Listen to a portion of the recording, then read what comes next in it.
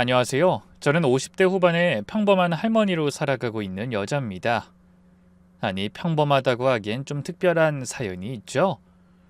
오늘 제 이야기를 듣고 나면 아마 여러분도 저처럼 속이 시원해질 겁니다. 저는 지난 30년간 보험 설계사로 일하다 몇 년 전 은퇴했어요. 남편과는 일찍 사별했죠. 남편이 교통사고로 갑작스럽게 세상을 떠났고, 시댁에서는 제가 아이들을 키울 능력이 없다며 양육권을 주장했어요. 저도 일을 하면서 혼자 두 아들을 키울 자신이 없긴 했어요. 제가 일을 해야 아이들의 미래가 보장될 텐데 육아랑 병행하는 건 불가능한 일이었어요. 당시 저는 20대 후반이었고 큰아들이 고작 7살, 작은아들이 5살이었죠. 그래서 저는 결국 아이들을 시댁에 맡기고 타 지역에서 직장을 구해 일했습니다. 그러자 가뜩이나 저를 미워했던 시어머니가 제 일을 꼬투리 잡곤 했어요. 대학까지 나온 년이 보험이나 팔로 다니냐? 애들 교육에 나쁜 영향 주니까 차라리 안 보는 게 낫겠다. 돈이나 보내라, 돈만. 시어머니의 이 한마디가 제 인생을 완전히 바꿔놨죠. 당시 시아버지는 지역에서 꽤 이름 있는 사업가였고 시어머니는 그 관세를 등에 업고 저를 무시했어요. 다시 아이들을 데려올까 했지만 법적으로 싸워봤자 이길 가능성이 없었어요. 무엇보다 아이들이 상처받을까봐 두려웠죠. 이 보험업이라는 게 실적 압박이 심하잖아요. 전국 출장에 주말 상담까지 정말 쉴 틈이 없었습니다. 새벽 5시에 일어나 밤 11시에 들어오는 생활의 연속이었어요. 부산에서 서울로, 대구에서 광주로 전국을 떠돌며 고객을 만났죠. 주말엔 더 바빴어요. 자영업자들은 주말에만 시간이 나거든요. 설계사님, 이번 주말에 꼭 와주셔야 해요. 평일엔 가게 문을 못 닫잖아요. 네, 알겠습니다. 토요일 오후 3시에 뵐게요. 이런 식으로 주말까지 반납하며 일했어요. 그래도 매달 번 돈 대부분을 시댁에 보내며 아이들을 뒷바라지했답니다. 제 통장엔 월세랑 교통비, 식비만 남기고 다 보냈죠. 한 달에 300만 원을 벌면 250만 원은 시댁으로 갔어요. 그럼에도 시어머니는 저를 철저히 배제시켰어요. 아이들에게도 엄마는 너희 버리고 돈만 좋아하는 사람이라고 세뇌시켰죠. 어찌나 그리도 매정한지. 명절에 가면 아이들은 절 모르는 사람 보듯 했죠. 제가 반갑게 아이들을 부르면 시어머니가 바로 끼어들었어요. 얘들아, 할머니한테 가자. 밥 먹어야지. 그렇게 아이들을 데리고 가버리면 저는 부엌에서 혼자 설거지나 하고 있어야 했죠. 시댁 식구들은 거실에서 화기애애하게 TV를 보는데 저만 소외된 채로 말이에요. 참 서러웠어요. 자신들이 아들을 잃었듯 저는 남편을 잃었는데 같은 사람을 잃고 같은 아픔을 가진 사람들끼리 왜 그렇게 싸워야만 하는지 모르겠더라고요. 그래도 저는 포기하지 않았어요. 매주 아이들에게 손편지를 썼습니다. 편지지도 아이들이 좋아할 만한 캐릭터가 그려진 걸로 세심히 고르고요. 우리 아들들, 엄마야. 오늘은 어떻게 지냈니? 학교는 재미있니? 엄마가 같이 있어주지 못해서 미안해. 하지만 엄만 항상 너희들을 생각하고 있단다. 사랑해. 처음엔 반응이 없었어요. 하지만 계속 꾸준히 보내니까 작은 아들이 답장을 보내기 시작했죠. 큰아들은 처음부터 끝까지 답장이 없었지만요. 작은 아들의 첫 답장을 받았을 때가 생각이 나네요. 엄마 보고 싶어요. 언제 와요? 민호가. 삐뚤빼뚤한 글씨였지만 제게는 보물 1호로 남았어요. 드디어 제 마음을 알아준 것 같아서 그 편지를 품에 안고 얼마나 감격스러웠는지 몰라요. 하지만 시간이 지나면서 작은 아들의 편지 내용도 달라졌어요. 할머니가 엄만 나쁜 사람이래요. 진짜예요? 엄만 왜 우리랑 안 살아요? 친구들이 엄마 없냐고 놀려요. 그러다가 학교에 들어가면서 답장이 뜸해지더니 마침내 이런 편지가 왔죠. 엄마 편지 그만 보내도 돼. 어차피 우리 못 보잖아. 그날 밤 화장실에 들어가서 한참을 울었던 기억이 나네요. 수도꼭지를 틀어놓고 소리가 밖으로 새어나가지 않게 울었죠. 주변에서는 재혼하라고 권했어요. 당시 제 나이 35, 아직 젊다면서 말이죠. 너 혼자 그렇게 고생하지 말고 좋은 사람 만나서 새 출발해. 애들도 이미 너를 엄마로 안 보잖아. 친구의 말이 비수처럼 가슴에 꽂혔지만 저는 고개를 저었어요. 아니야. 언젠간 내 진심을 알아줄 거야. 그리고 이제 와서 애들한테 새아빠란 존재가 더 큰 상처가 될 수도 있어. 친구들은 답답해했지만 전 믿고 싶었어요. 그렇게 새벽부터 밤늦게까지 고객을 만나며 악착같이 돈을 모았습니다. 비 오는 날도 눈 오는 날도 심지어 몸이 아파도 쉬지 않았죠. 한 번은 독감에 걸려 40도가 넘는 고열에 시달렸는데도 약속을 취소할 수 없었어요. 죄송합니다. 제가 몸이 좀 안 좋아서.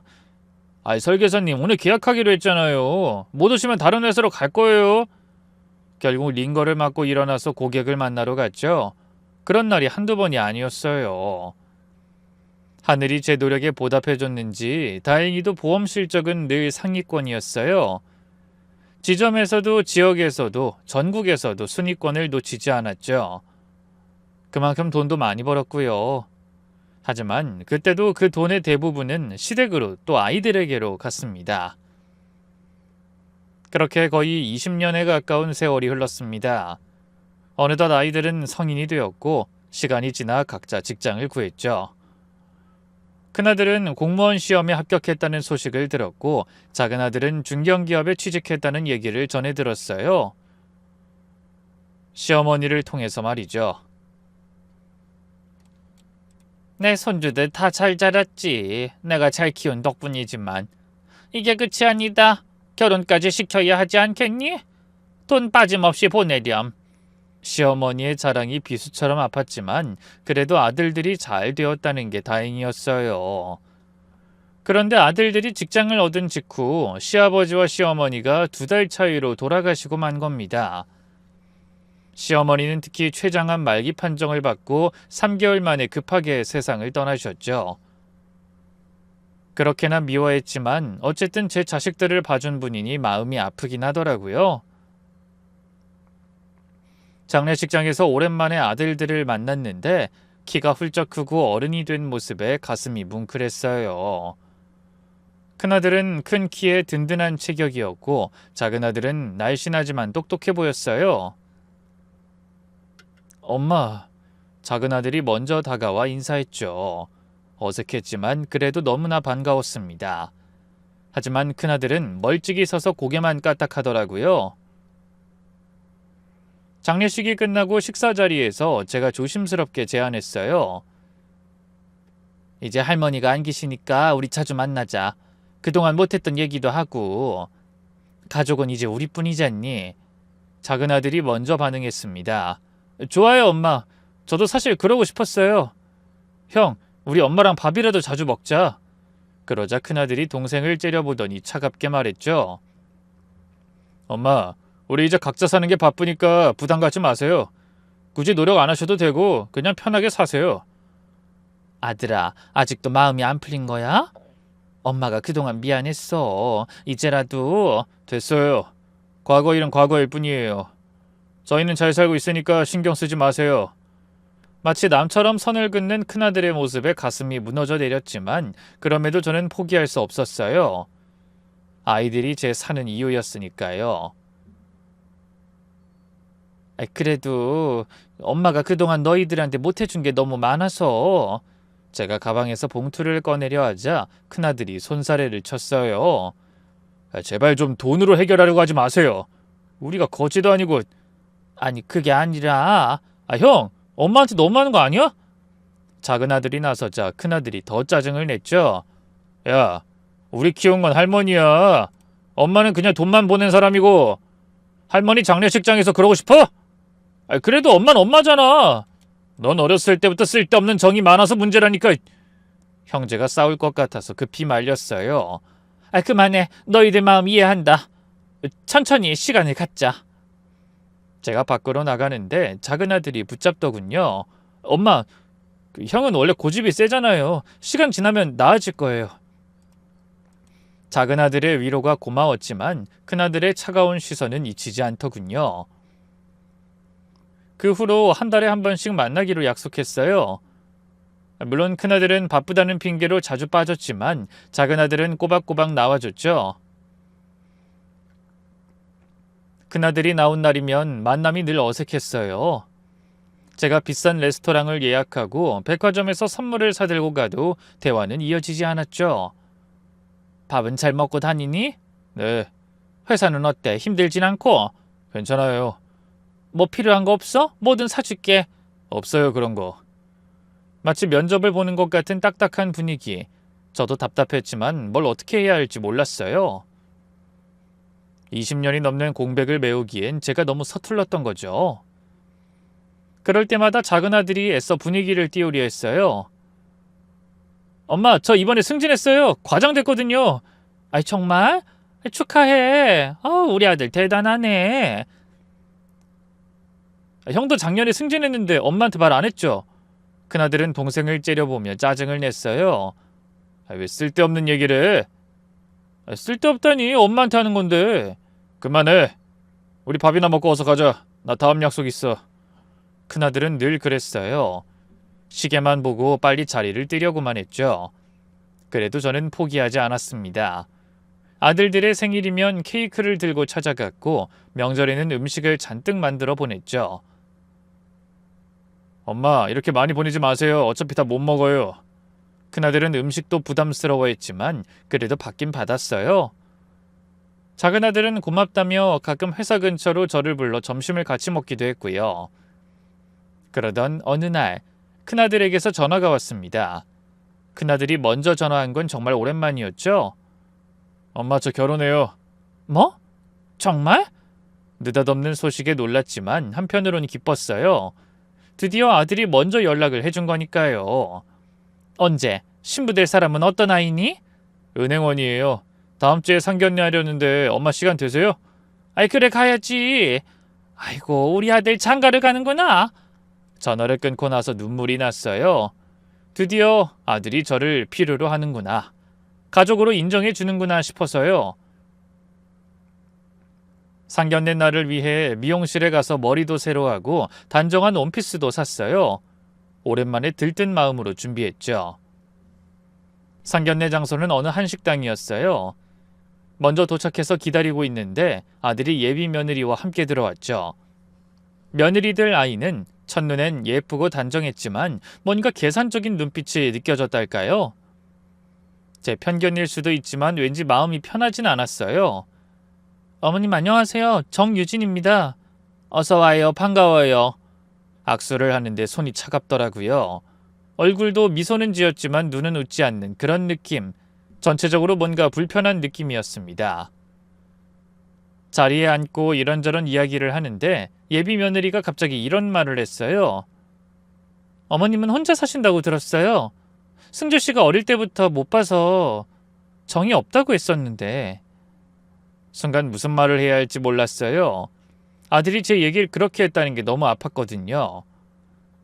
아, 그게 사정이 있어서 지금이라도 잘 지내려고 노력하고 있어요.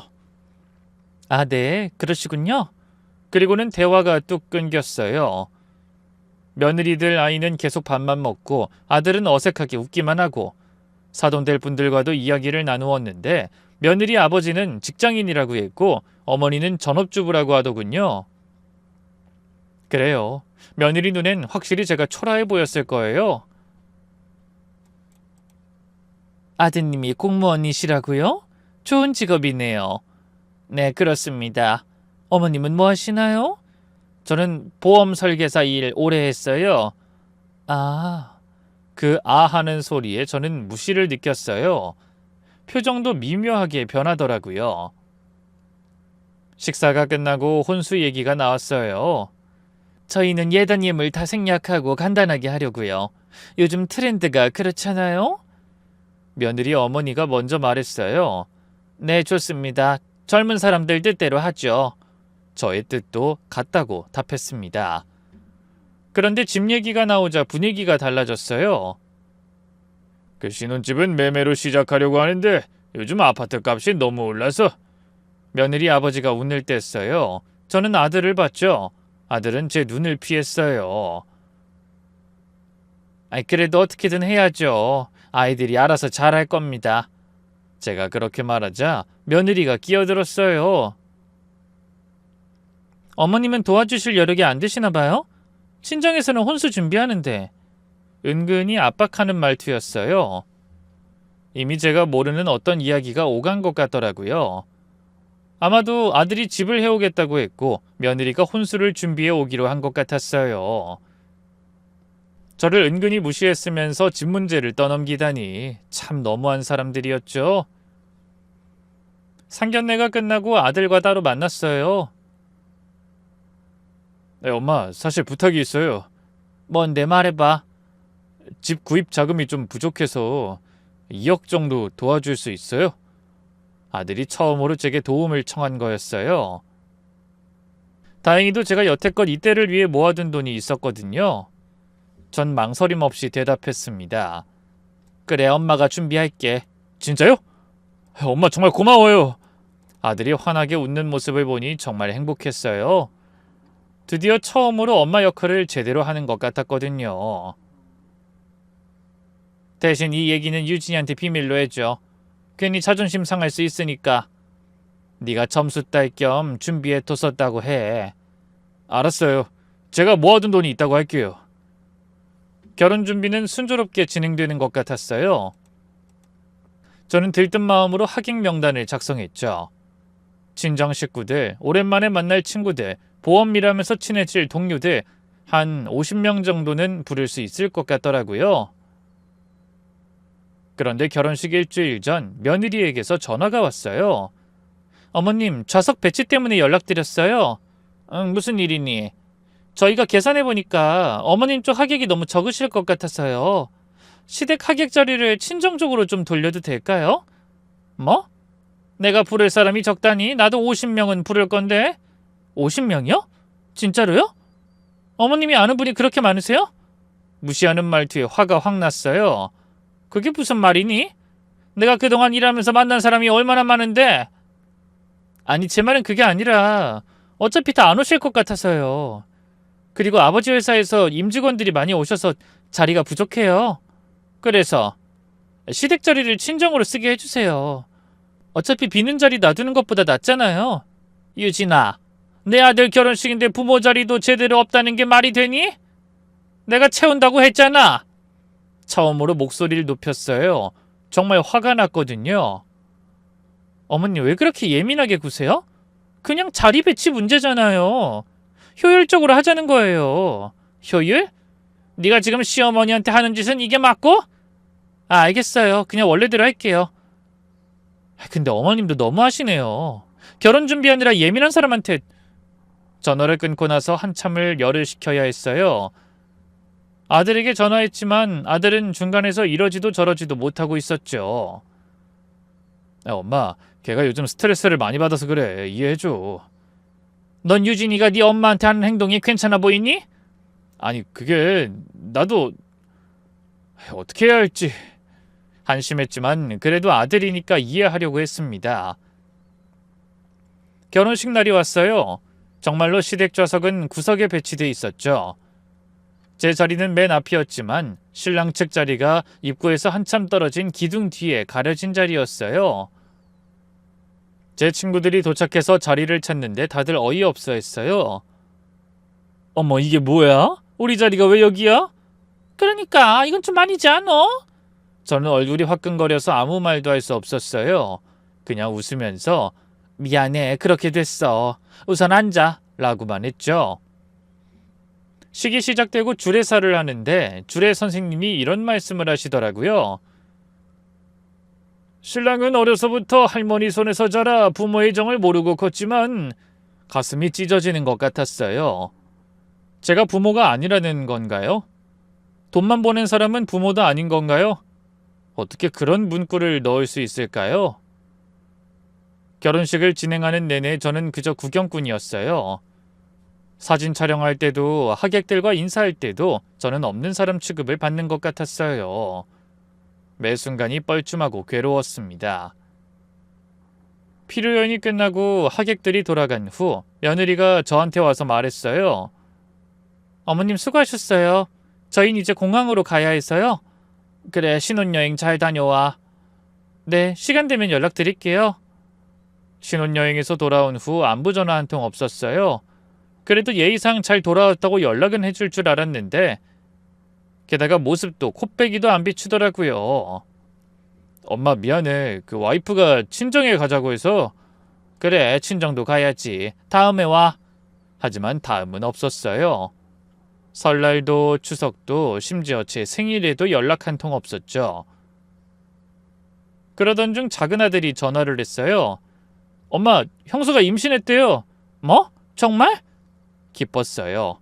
드디어 제가 할머니가 되는구나 싶어서요. 축하한다고 큰아들에게 전화했더니 아들아 축하한다. 너도 이제 아버지가 된다며? 아, 네, 죄송해요. 제가 연락드린다는 걸 깜빡했어요. 어? 아니 뭐 그럴 수 있지. 요즘 바빠서 미안해요. 그때 며느리가 대신 전화를 받았어요. 어머님, 아직 초기라서 조심해야 해요. 별로 알리고 싶지 않았는데. 그래, 뭐 초기니까 꺼려질 수도 있지. 저 사실 어머니랑 또 싸울 일 만들고 싶지 않거든요. 그때 결혼식 때처럼요. 다른 건 그냥 넘어가도 그건 말 똑바로 해야지. 내가 언제 너랑 싸웠니? 네가 내 자리를 구석으로 밀어놨잖아. 어머님도 정말... 통화 끝낼게요. 뚝 끊긴 전화. 작은 아들이 나중에 조심스럽게 말해줬어요. 엄마, 그 형수님이 아직도 결혼식 때 일로 앙금이 있는 것 같아. 엄마가 자기를 무시했다고 생각하나 봐. 아니, 내가 언제 무시했니? 오히려 내가 무시당했지. 그러니까요. 근데 형도 형수 편만 들어서 참 서러웠지만 손주를 생각하며 참기로 했어요. 아무리 미워도 새로운 가족이 생기는 건 축복할 일이잖아요. 출산 예정일이 다가오자 저는 아기용품을 잔뜩 샀어요. 베넷 저고리부터 시작해서 기저귀, 젖병, 유모차까지 정성껏 골랐죠. 이 선물들 받아줄까? 작은 아들에게 물으니 고개를 저었어요. 형수가 친정엄마가 다 준비했다고 하더라고. 엄마 건 안 받을 것 같아요. 정말이었어요. 보내준다고 해도 답장을 안 하더군요. 결국 산 것들을 구석방에 다 구겨 넣어놔야 했죠. 그러다 출산 소식을 듣고 병원으로 달려갔어요. 분만실 앞에서 기다리고 있는데 며느리 친정 식구들이 먼저 와 있더라고요. 어머님도 오셨네요. 사돈이 시큰둥하게 인사했어요.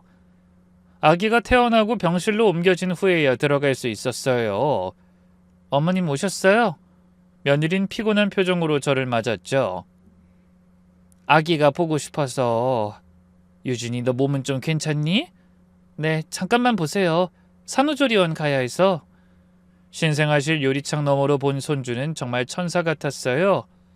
작고 빨간 얼굴이 꼭 큰아들 어릴 때를 닮았더라고요. 예쁘죠? 아들이래요.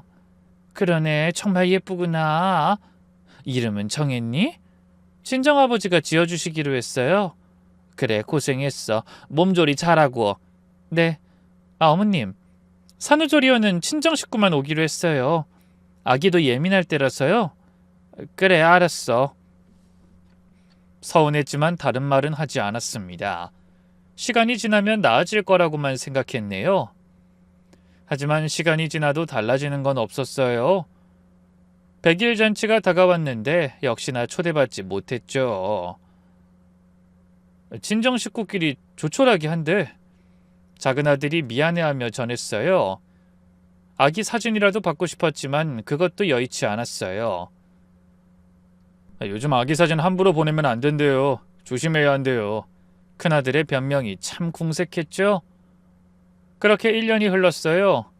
손주가 벌써 돌이 다 돼가는데 저는 그때까지 제대로 안아보지도 못했어요. 명절에 한번 잠깐 본 게 전부였죠. 그것도 며느리가 내내 감시하듯 지켜봐서 제대로 안아보지도 못했고요. 그러던 어느 날 평소처럼 핸드폰을 보다가 사돈되는 분의 카톡 프로필을 우연히 봤는데 우리 손주 돌잔치 D30 호텔에서 성대하게 할 예정이니 많이 와주세요. 가슴이 철렁 내려앉았어요. 돌잔치를 한다는데 저한텐 아무 연락이 없었던 거죠. 손이 떨렸지만 침착하게 큰아들에게 전화했어요. 아들아, 잘 지내니? 네, 엄마. 무슨 일이에요? 우리 손주 돌 다 됐지? 아, 네. 다음 달이에요. 돌잔치는 하니? 그게... 더듬거리는 아들의 목소리에서 이미 답을 알 수 있었어요. 하는구나. 엄마한테는 왜 말 안 했어? 엄마, 사실 말하려고 했는데 그때 또다시 며느리가 전화를 빼앗았어요. 목소리부터가 짜증 섞여 있었죠. 어머님, 제가 설명할게요. 그래, 들어보자. 사실 고민 많이 했어요. 이번 돌잔치는 좀 특별하게 하려고요. 특별하게? 네. 100일 잔치는 소박하게 했으니 돌잔치는 여러 사람한테 축하받는 자리로 만들고 싶어서요. 그게 나를 초대 안 하는 이유가 되니? 어머님은 그런 자리가 불편하실까 봐. 그리고 솔직히 말하면 어머님은 저희 쪽 사람들 아무도 모르시잖아요. 그리고 무엇보다 저희 체면도 있고. 기가 막혀서 말이 안 나왔어요. 한참을 침묵하다가 겨우 입을 열었죠.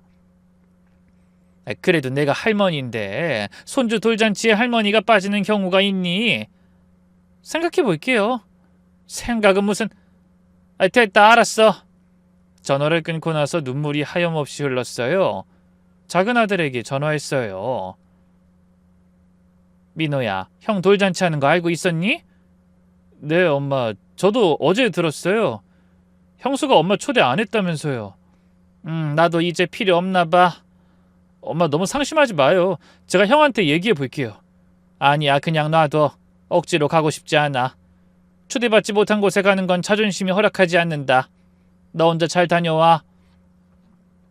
하지만 마음 한구석에서는 혹시나 하는 기대가 있었어요. 그래도 아들이 나서서 어떻게든 해주지 않을까. 일주일이 지나도 연락은 없었어요. 가지 않겠다고 큰소리 쳤지만 막상 돌잔치 전날이 되자 마음이 변했어요. 그래도 내 첫 손주의 돌잔치인데 멀리서라도 보고 싶더라고요. 불청객이라 해도 그 자리에서 함께 축하해주고 싶은 마음이었어요. 정성껏 준비한 순금 돌반지를 가방에 넣고 호텔로 향했습니다. 그날의 일은 지금 생각해도 치가 떨리네요. 호텔 로비에 들어서니 화려한 장식이 눈에 들어왔어요. 큰 현수막과 함께 아기 사진이 크게 걸려 있더군요. 제가 한 번도 제대로 안아보지 못한 내 손주의 얼굴이었죠. 사진 속 아기는 정말 예뻤어요. 큰아들을 빼닮은 눈매에 오똑한 코, 가슴이 먹먹해졌습니다.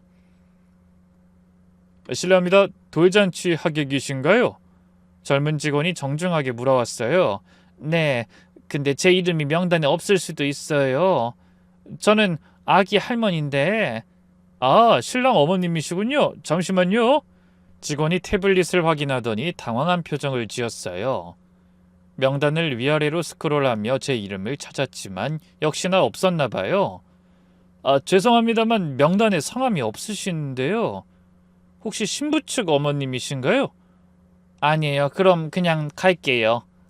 직원이 난처해야 하는데 마침 작은 아들이 로비로 나왔어요. 정장을 차려입은 모습이 참 든든해 보였죠. 엄마, 결국 오셨네요. 잘하셨어요. 제가 안낼게요. 민호야, 나와도 되는 걸까? 초대받지 못했는데. 당연하죠. 엄마가 할머니인데 뭔 소리예요. 작은 아들이 제 팔을 잡고 안으로 들어가려는데 왠지 모르게 얼굴이 화끈거렸습니다. 후회도 되고 불안하기도 하고요. 연회장은 화려했습니다. 천장에는 샹들리에가 반짝이고 벽면에는 아기의 성장 사진들이 크게 걸려 있었어요. 넓은 홀에 둥근 테이블들이 가득했고 각 테이블마다 생화 장식이 놓여 있었죠. 엄마, 여기 앉으세요. 그리고 제가 형한테 잘 얘기할 테니까 너무 걱정하지 마세요. 작은 아들이 안내한 자리에 억지로 웃으며 앉았어요. 가방에서 준비한 봉투를 만지작거렸죠. 순금 돌반지와 현금 100만 원이 들어있었어요. 주변을 둘러보니 친정 쪽 하객들이 20명 정도 있는 것 같았어요. 다들 비싼 양복을 입고 있었고 여자들도 명품백을 들고 있더라고요. 시댁 쪽은 정말 몇 명 없었어요. 아마 큰아들 친구 몇 명인 것 같았죠. 요즘에도 돌잔치에 이렇게 많은 사람들이 오는구나 싶었습니다. 행사가 시작됐어요. 젊고 세련된 사회자가 마이크를 잡고 인사를 했죠. 조명이 큰아들과 며느리, 친정 부모님께 비춰지고 모두가 박수를 쳤어요. 두 분은 일어나서 인사를 했죠. 이어서 성장 동영상이 나왔어요. 태어나서부터 지금까지의 모습을 담은 영상이었는데 배경음악과 함께 정말 감동적으로 편집됐더라고요. 우리 정우가 태어난 날 엄마 아빠는 세상을 다 가진 기분이었어요. 내레이션과 함께 신생아실 영상이 나왔어요. 며느리와 아들이 아기를 안고 행복해하는 모습, 그리고 외가 식구들이 유리창 너머로 아기를 보며 기뻐하는 모습. 정우의 첫 100일, 외할머니가 준비한 특별한 파티. 당연한 이야기지만 100일 사진에도 저는 없었어요. 화려한 100일상과 함께 찍은 가족 사진에는 엄마, 아빠, 외가 식구들 뿐이었죠. 첫 크리스마스, 첫 어린이날, 첫 걸음마. 모든 순간에 저는 없었어요. 마치 이 아이에게 친할머니는 존재하지 않는 것처럼. 영상이 끝나고 본격적인 행사가 시작됐어요. 이제 우리 정우의 돌잡이 시간입니다. 과연 정우는 무엇을 잡을까요? 커다란 돌상이 무대 위로 올라왔어요. 실, 돈, 마이크, 청진기, 판사봉, 붓, 여러 가지 물건들이 예쁘게 놓여 있더라고요. 자, 정우 가족분들 함께 단상으로 올라와 주세요. 큰아들과 며느리, 사돈 어머님이 아기를 안고 무대로 올라갔어요. 사위자가 마이크를 건넸죠. 정우 할머님, 정우가 무엇을 잡았으면 좋겠어요? 뭘 잡아도 좋지만 건강하게만 자라주면 좋겠네요. 사돈의 점잖은 대답에 모두가 박수를 쳤어요. 아기가 기어가서 물건들을 만지작거리다가 청진기를 잡았어요. 우와, 의사가 되려나 봐요? 역시 외할아버지를 닮아 똑똑한가 봐요. 환호성이 터졌고 외할아버지가 따라 올라가 정우를 안고 자랑스럽게 웃었어요. 저도 목을 빼고 봤지만 기둥에 가려서 잘 보이지 않았죠. 그래도 손주가 뭔가를 잡았다는 게 기뻐서 혼자 박수를 쳤어요. 케이크 커팅 시간이 됐죠. 이제 정우의 첫 생일 케이크를 자르겠습니다. 가족 여러분 모두 앞으로 나와주세요. 가족들이 우르르 단상으로 올라갔죠. 저는 용기 내 자리에서 일어나 앞으로 나갔어요. 이때라도 함께하고 싶었거든요. 손주의 첫 생일 사진인데 제가 없으면 너무 속상할 것 같았어요. 주책이라 욕해도 사람들에게 굽신거리더라도 그 사진에 담기고 싶었습니다. 저도 말을 꺼내려는 순간 며느리가 절 발견하고는 표정이 확 굳어졌어요. 마치 불청객을 본 것처럼 눈을 크게 뜨고 절 쳐다봤죠. 그리고는 남편에게 뭐라고 속삭이더니 큰아들이 황급히 저에게 다가왔어요. 엄마, 언제 오셨어요? 방금. 승주야, 나도 사진만 같이 찍으면 안 될까? 사진만 찍고 금방 갈게. 아들은 난처한 표정을 지었어요. 눈은 저를 보지 않고 다른 곳을 보며 말했죠. 그게 지금은 좀... 그때 며느리가 다가왔어요. 화가 난 얼굴이었지만 애써 미소를 지으며 말했죠. 주변 하객들이 보고 있으니까요. 어머님, 저흰 가족끼리 돌잔치 할 건데요. 나는 가족 아니니? 제가 떨리는 목소리로 물었어요. 순간 주변이 조용해졌죠. 가까이 있던 하객들이 우리를 쳐다봤어요. 며느린 잠시 망설이다가 제가 평생 잊을 수 없는 말을 했죠. 혈육가족이요. 동네 할머니 나중에 찍으세요. 동네 할머니. 그 말이 심장에 비수처럼 꽂혔어요. 주변 하객들이 웅성거리기 시작했고 저는 얼굴이 화끈거려서 고개를 들 수가 없었죠. 어머, 저게 뭐야? 정말 동네 할머니야? 아니, 시어머니 같은데 근데 왜 초대도 안 했대? 수근거리는 소리가 점점 커졌어요. 큰아들은 아무 말도 하지 않고 고개만 숙이고 있었죠. 비겁한 놈. 제 아들이지만 정말 한심했습니다. 아내의 그런 막말에도 한마디 못하고 있다니. 작은 아들이 황급히 달려왔어요. 엄마 가요. 여기 있을 필요 없어요. 그래, 가자. 작은 아들이 제 팔을 잡고 연회장을 나가려는데 뒤에서 며느리의 목소리가 들렸어요. 죄송해요, 어머님. 예민하게 받아들이지 마세요. 그냥 실수예요. 실수? 동네 할머니라는 게 실수? 연회장을 나와 엘리베이터를 기다리는데 작은 아들이 폭발했어요. 진짜 보자 했더니 형수 정말 너무하네. 형도 정말 나쁜 놈이에요. 어떻게 아무 말도 안 해요? 괜찮아. 예상했던 일이야. 무슨 예상이에요. 이건 정말 너무해요. 엄마가 뭘 잘못했다고. 주차장에 도착해서 차에 올라탔어요. 시동을 걸렸는데 손이 떨려서 키를 꽂을 수가 없었죠. 엄마, 제가 운전할게요. 아니야, 괜찮아. 넌 들어가. 형 도와줘야지. 뭘 도와요? 저도 안 들어갈 거예요. 민호야, 엄마 때문에 너까지 불편해질 필요 없어. 들어가. 작은 아들을 억지로 돌려보내고 차 안에서 한참을 울었어요. 서러움, 분노, 자괴감, 모든 감정이 뒤섞여서 밀려왔죠. 30년 동안 모든 걸 바쳐서 키운 아들과 며느리가 저를 이렇게 대하다니. 울다가 지쳐서 멍하니 있는데 문득 가방 속 봉투가 보였어요. 손주 돌 선물로 준비한 순금 반지와 현금이 들어있는 봉투. 바보같이 아무것도 모르고 가족들이 좋아할 거란 생각만으로 새벽부터 준비한 거였는데 이것도 필요 없겠지 싶더라고요. 동네 할머니 선물 따위 그들이 좋아하겠나요? 한참을 앉아있다가 시동을 걸었어요. 그런데 이상하게도 눈물이 뚝 멈췄죠. 그리고 마음속에서 차가운 무언가가 올라왔죠. 그래, 가족이 아니라고? 좋아. 그럼 이제부터 정말 남처럼 대해주지. 집으로 가는 길에 핸드폰이 계속 울렸지만 받지 않았어요. 아마 작은 아들이겠죠. 집에 도착해서 제일 먼저 한 일은 안방으로 가는 거였어요. 책상 서랍을 열고 묵은 서류들을 꺼냈죠. 그 중에는 몇 년 전 큰아들에게 2억을 송금한 기록도 있었고 아들이 보낸 문자 메시지를 출력한 것도 있었어요. 직업 특성상 이렇게 항상 서류를 따로 준비해뒀었는데 이걸 정말 쓰게 될 날이 올 줄 몰랐네요. 엄마, 돈 잘 받았어. 꼭 갚을게. 정말 고마워. 덕분에 좋은 집에서 살 수 있게 됐어. 차용증은 없었지만 이 문자면 충분할 것 같았어요. 핸드폰을 들고 인터넷에서 변호사 사무실을 검색했어요. 그러다가 예전 고객이었던 변호사가 생각이 나 연락했죠. 다음날 아침 일찍 법률사무소를 찾아갔죠. 아들에게 빌려준 돈을 돌려받고 싶어요. 제가 준비해간 서류를 보여줬어요. 김 변호사가 서류를 꼼꼼히 살펴봤죠. 이 문자 메시지가 중요하네요. 꼭 갚을게라는 표현이 있으니 차용 의사가 있었다고 볼 수 있겠어요. 혹시 차용증은 없으신가요? 네, 아들이니까 그런 건 안 썼어요. 하지만 빌린 건 확실해요.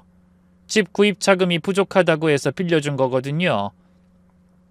그럼 증여가 아닌 대여였다는 다른 증거가 있으면 좋은데. 맞다. 혹시 아드님이 그 돈으로 매매 계약한 기록이 있나요? 네, 있을 거예요. 저한테도 보여줬었거든요. 좋아요. 그것도 정황 증거가 될 수 있어요. 어머님, 그 가족 간 금전거래는 증명하기가 까다롭긴 한데 불가능하진 않습니다. 일단 내용 증명부터 보내보죠. 이자도 받을 수 있나요?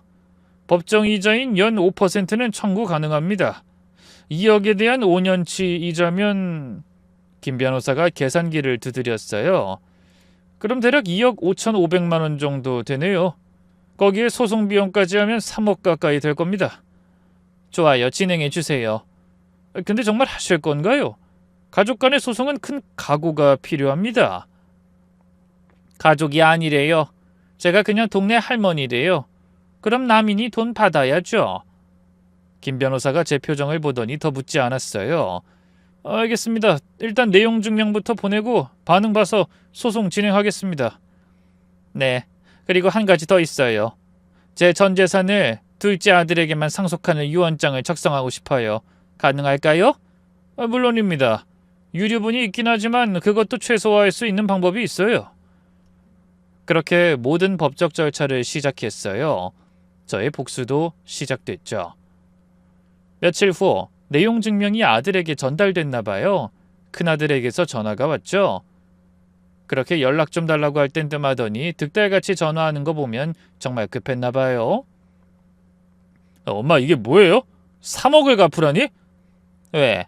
안 갚으려고 했니? 아니 그때 준 건 증여 아니었어요? 게다가 이자에다 소송 비용이라뇨. 언제 내가 준다고 했니? 빌려준 거야. 네가 보낸 문자에도 갚겠다고 했잖아. 그건 그냥 고맙다는 의미로. 아 그래? 그럼 법원에서 판단 받아보자. 변호사 선임했으니까 연락은 그쪽으로 해. 엄마! 대체 왜 이러세요? 제가 뭘 그렇게 잘못했는데요? 전 그냥 전화를 끊어버렸어요. 이번엔 1시간도 안 돼서 초인종이 미친 듯이 울렸어요. 어찌나 폭풍처럼 일이 몰아닥치던지. 어머님 열어주세요. 저 유진이에요. 문을 열고 나가보니 며느리가 헐레벌떡 뛰어왔는지 숨을 헐떡이며 서 있었어요. 평소에 도도한 모습은 온데간데 없었죠. 이 아이들 참 웃기더군요. 그렇게 제가 와달라고 할 땐 코빼기도 안 비쳤는데 말이에요. 고작 1시간 거리인데 그렇게 뜸했었다니. 어머님 이게 뭐예요? 3억이 어디서 나온 거예요? 왜? 이제야 내가 돈을 보탰다는 걸 알았어? 2억을 빌렸다고요? 남편이 그런 큰 돈을 빌렸다는 걸 왜 저한테 숨긴 건데요? 네 남편한테 물어봐. 난 동네 할머니니까 상관없잖아. 며느리의 얼굴이 하얗게 질렸어요. 그때 제가 실수했어요. 말이 너무 심했죠? 정말 죄송해요. 실수? 동네 할머니가 실수로 나온 말이라고? 며느리가 갑자기 무릎을 꿇었어요. 평소 도도하던 며느리가 무릎을 꿇다니 정말 급했나 봐요. 어머님 제발요. 저희 지금 아파트 살 때 낀 다른 대출도 많고 애도 있는데 3억을 어떻게 갚아요? 그건 내가 알 바 아니야. 가족끼리 해결하렴. 어머님 제발 한 번만 용서해 주세요. 제가 정말 잘못했어요. 어머님도 가족이에요. 당연히 가족이죠. 네가 스스로 생각하기에도 가증스럽지 않니? 늦었어. 당장 나가. 더 떠들면 경찰 부를 거야. 며느린 가지 않으려고 아예 바닥에 들어 눕더군요. 이렇게 막무가내 모습이 있는 줄은 몰랐어요. 그래서 제가 집에 들어가 물 한 바가지를 퍼와 얼굴에 뿌려버렸습니다. 며느리가 놀라서 벌떡 일어나더군요. 물벼락 한 번 더 맞고 싶으면 더 누워있어. 그거 알지? 문 두드리는 것도 주거침입죄야. 나는 물을 뿌릴 명분이 확실하단다. 그렇게 며느리를 내쫓고 나니 속이 다 시원했어요. 하지만 이건 시작에 불과했죠. 그날 밤 작은 아들이 찾아왔어요. 엄마, 오늘 형이 불러서 잠깐 형네 집에 다녀왔는데 거기 완전 난리가 났어요. 그래? 형수가 형한테 막 소리 지르고 왜 그런 큰 돈을 빌렸냐고, 왜 숨겼냐고. 부부간의 대화가 부족했나 보네. 엄마 정말 3억을 받으실 거예요? 왜? 너도 내가 너무하다고 생각하니? 아니요. 형이 자업자득이죠. 근데 조카가 불쌍해서요. 제가 듣기론 형이 대출을 알아보는데 공무원이라 한도가 있대요. 그래서 집을 팔아야 할 것 같대요. 나머지 돈도 갚아야 해서 정말 힘들어 하더라고요. 작은 아들의 말에 잠시 마음이 흔들렸어요. 죄 없는 손주. 하지만 이미 결정한 일이었죠. 민우야, 넌 형 걱정하지 마. 네 인생이나 잘 살아. 엄마도 결정했어. 앞으로 모든 재산은 너한테만 물려줄 거야. 엄마, 갑자기 왜 그래요? 네 형과 형수가 날 가족이 아니라고 했잖니. 그럼 내 재산도 가족한테만 줘야지. 이미 유언장도 작성했어. 너한테만 상속한다고. 작은 아들이 복잡한 표정을 지었어요. 엄마, 전 돈 때문에 엄마한테 잘하는 거 아니었는데. 알어. 넌 항상 엄마 편이었어. 그래서 더 고마워. 며칠 후 큰아들이 술에 취해서 집을 찾아왔어요. 아주 미친놈처럼 고래고래 소리를 지르더군요. 엄마가 아들한테 이래도 돼요? 내가 뭘 정당한 권리를 찾는 것뿐이야. 여태 막말한 건 와이프지 내가 한 말이 아니잖아. 그때 넌 자식으로서 뭘 했니? 아무 말도 못하고 있었잖아. 그게 더 비겁해. 큰아들이 주먹을 불끈 쥐었다가 폈어요. 엄마가 이렇게 나쁜 사람인 줄 몰랐어요. 나쁜 사람? 30년 동안 너희들 위해서 모든 걸 바친 내가? 난 그저 대접받은 만큼 돌려주는 것뿐이야. 엄마 저 후회하고 있어요. 제발 한 번만 기회를 주세요. 앞으로는 정말 효도할게요. 큰아들이 간절히 빌었지만 제 마음은 이미 돌처럼 굳어 있었어요. 후회는 너희가 할 일이고 난 내 할 일을 할 뿐이야. 게다가 넌 내가 준 수없이 많은 기회가 있었어. 하지만 매번 네 아내 편만 들었지. 이제 와서 무슨 기회를 달라는 거니? 이제 그냥 남처럼 살자. 그게 더 편해. 큰아들은 결국 울면서 나갔어요. 한편 며느린 친정에 도움을 요청했나 봐요. 사돈에게서 전화가 왔거든요. 사돈, 이게 어떻게 된 일이에요? 애들이 3억을 갚아야 한다면서요. 사돈이 상관할 일이 아닌 것 같은데요.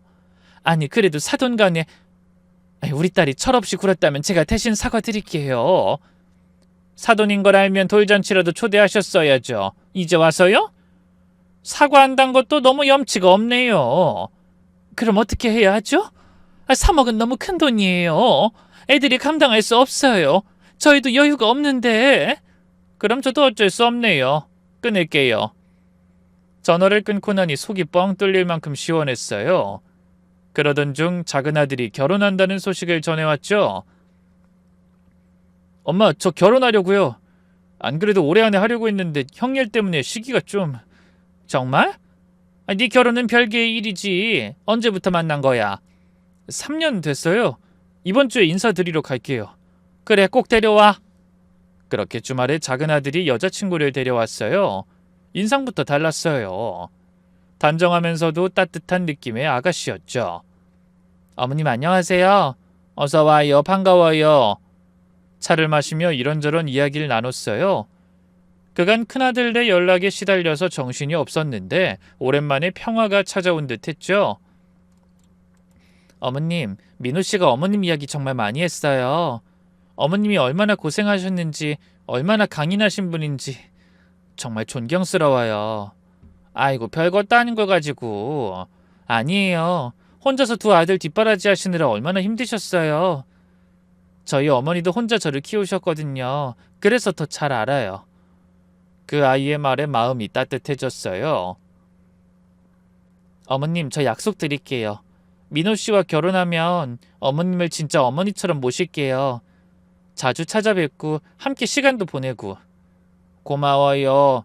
그 마음만으로도 충분해요. 작은 아들이 정말 좋은 사람을 만났구나 싶어서 기뻤어요. 엄마, 우리 결혼식은 작게 할 거예요. 가족들만 모여서. 그래, 좋지. 엄마가 도와줄 건 없니? 엄마 오시는 것만으로도 충분해요. 큰아들과는 정말 다른 반응이었죠. 한편 큰아들은 정말로 집을 팔기로 했나 봐요. 작은 아들이 소식을 전해줬어요. 형이 집 팔고 외곽에 있는 전셋집으로 이사 간대요. 그래? 힘들겠네. 제가 시큰둥하게 반응하자 작은 아들이 조심스럽게 물었죠. 엄마, 정말 끝까지 가실 거예요? 응, 이미 결정한 일이야. 형수는 이혼하자고 한대요. 시어머니도 제대로 대접 못한 무능한 남자라고. 아이고 웃겨라. 쥐는 뭐 잘했나? 이제 와서 남 탓이네. 그 뒤로 몇 개월 후 큰아들이 다시 찾아왔어요. 정말 많이 야위고 캥해진 모습이었죠. 또 왜 왔니? 할 말이 있어서요. 아무래도 저 이혼할 것 같아요. 와이프가 매일 저한테 한심하다고, 일을 이 지경으로 만들었다고 탓해서요. 도저히 못 버티겠어요. 그게 사실이잖아. 큰아들이 고개를 들어 저를 봤어요. 눈에 눈물이 고여 있었죠. 엄마, 저 정말 후회해요. 엄마가 얼마나 절 사랑했는지 이제야 알았어요. 저 어릴 때 엄마가 보내준 편지도 아직 갖고 있어요. 그땐 몰랐는데 이제 읽어보니 엄마가 얼마나 보고 싶어 했는지. 이제 와서 그런 소리에도 달라지는 건 없어. 너무 늦었다, 승주야. 난 이미 다 정리했어. 알아요. 그래도 그냥 말하고 싶었어요. 엄마, 미안해요. 정말 미안해요. 큰아들이 엉엉 울기 시작했어요. 성인이 된 아들이 어린애처럼 우는 모습에 마음이 아팠지만 그래도 용서할 순 없었어요. 제가 아무 말도 하지 않자 큰아들은 한참을 더 울다가 돌아갔어요. 몇 개월 후 작은아들의 결혼식 날이 왔어요. 정말 작고 소박한 결혼식이었지만 따뜻했죠. 저는 주빈으로서 단상 중앙에 앉았고 축사도 했죠. 우리 민호와 수진이의 결혼을 진심으로 축하합니다. 민호야, 엄마가 부족해서 많이 못해줬는데 그래도 바르게 자라줘서 고마워. 이제는 현명한 수진이와 함께 행복한 가정을 꾸려나가길 바란다. 사랑한다. 그 후에 큰아들은 결국 이혼했어요. 양육권은 이제는 남이 된 그 여자가 가져갔고 큰아들은 양육비를 보내야 했죠. 말 한마디로 빚을 갚기도 빚을 지기도 한다는 걸 이제는 확실히 알았을 겁니다. 그렇게 정신없이 1년이 지났어요. 작은아들 부부는 정말 집에 자주 찾아와 줬어요. 명절은 물론이고 평소에도 시간 날 때마다 왔죠. 어머님, 저희 임신했어요. 정말? 아이고, 축하해. 어머님이 이름 지어주세요. 어머님이 지어주신 이름이라면 정말 특별할 거예요. 이렇게 사랑받고 존중받는 게 얼마나 행복한지 진짜 가족이 뭔지 알 것 같았어요. 큰아들은 가끔 문자를 보냈어요. 엄마, 잘 지내세요? 보고 싶어요. 엄마, 오늘 날씨가 춥네요. 건강 조심하세요. 엄마, 죄송해요. 정말 죄송해요. 답장은 하지 않았지만 읽긴 했어요. 그러던 어느 날 뜻밖의 전화를 받았어요. 할머니예요? 어린 남자의 목소리였어요. 누구니? 저 정우예요. 할머니 보고 싶어요. 손주였어요. 가슴이 쿵 내려앉았죠. 청우야, 할머니 저 기억나요? 전 할머니 얼굴 모르는데. 그래, 나도 미안하다. 할머니 언제 볼 수 있어요? 그때 뒤에서 여자 목소리가 들렸어요. 정우야, 누구한테 전화하는 거야? 전화가 뚝 끊겼어요. 아마 전며느리가 끄는 것 같았죠. 그날 밤 잠을 잘 수가 없었어요. 죄 없는 손주, 할머니를 보고 싶어하는 아이, 제가 너무한 것 같아 눈물이 나더군요.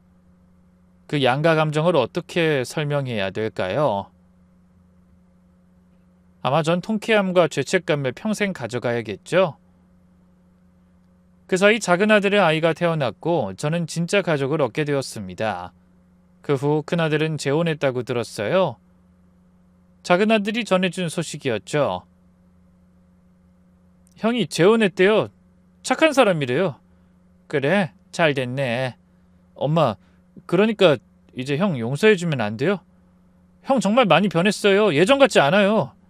네 형은 결혼해서 달라진 게 아니야. 원래 그랬지. 그리고 바뀌었다고 해도 그건 이제 형 인생이고 나는 내 인생을 살 뿐이야.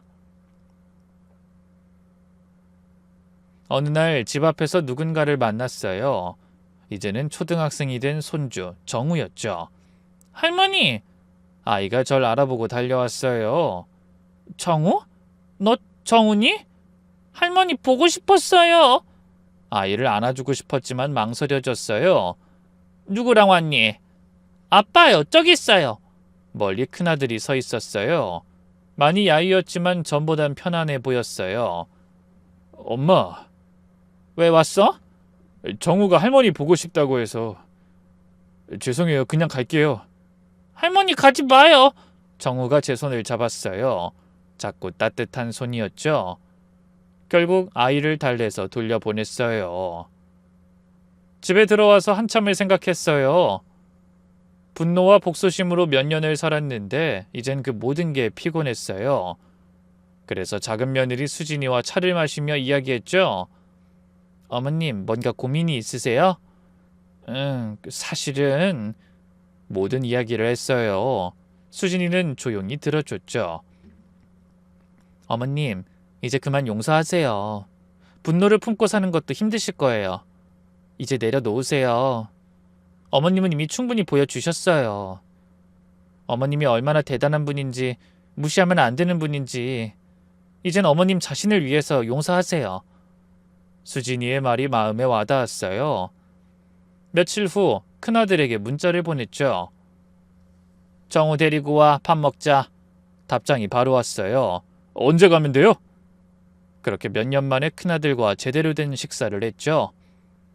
그 후로 가끔 큰아들과 정우를 만났어요.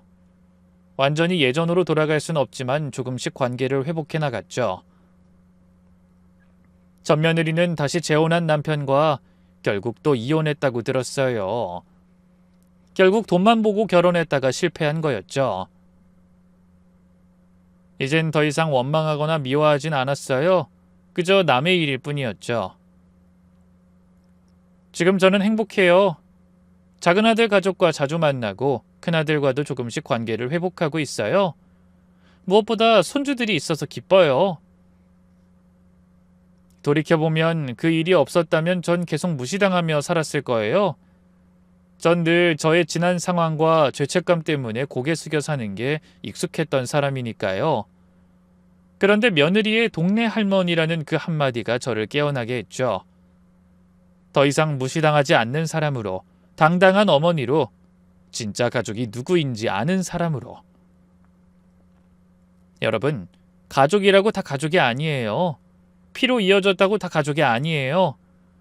서로를 존중하고 아끼는 마음이 있어야 진짜 가족이 되는 거예요. 전 이제 알아요. 진짜 가족이 누구인지, 어떻게 살아야 하는지. 비록 먼 길을 돌아왔지만 지금 이 자리에 있어서 행복해요. 우리 모두 서로 존중하며 살았으면 좋겠어요. 그게 진짜 가족이니까요.